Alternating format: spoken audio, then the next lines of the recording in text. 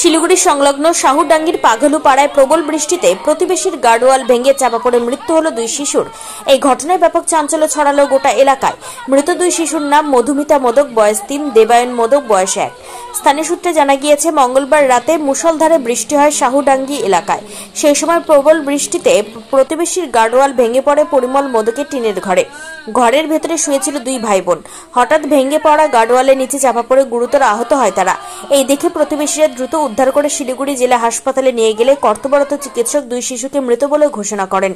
খবর পেয়ে ভোরের আলো থানার পুলিশ ঘটনাস্থলে পৌঁছায়। দুই শিশুর মৃত্যুর খবর ছড়িয়ে পড়তেই শোকে স্তব্ধ হয়ে যায় গোটা এলাকা। হাসপাতাল থেকে দুই শিশুর নিথর দেহ বাড়ি ফিরিয়ে আনা হলে কান্নায় ভেঙে পড়ে পরিবার ও প্রতিবেশীরা। তার মধ্যে ওদের 4 জন ছিল, 4 জনের মধ্যে মা বাবা ছিল আর দুটা বাচ্চা ছিল, একটার বয়স 3 আর একটার বয়স 2। দুজনেই কি কারণে হয়েছে? যেটা ওয়াল যেটা ছিল পাশের বাড়ি, যেটা ওয়ালটা মানে বৃষ্টির কারণে ধসে গেছিল। আচ্ছা, ধসে পড়ে পাশের বাড়িতে পড়েছিল। একদম পাশের বাড়ি।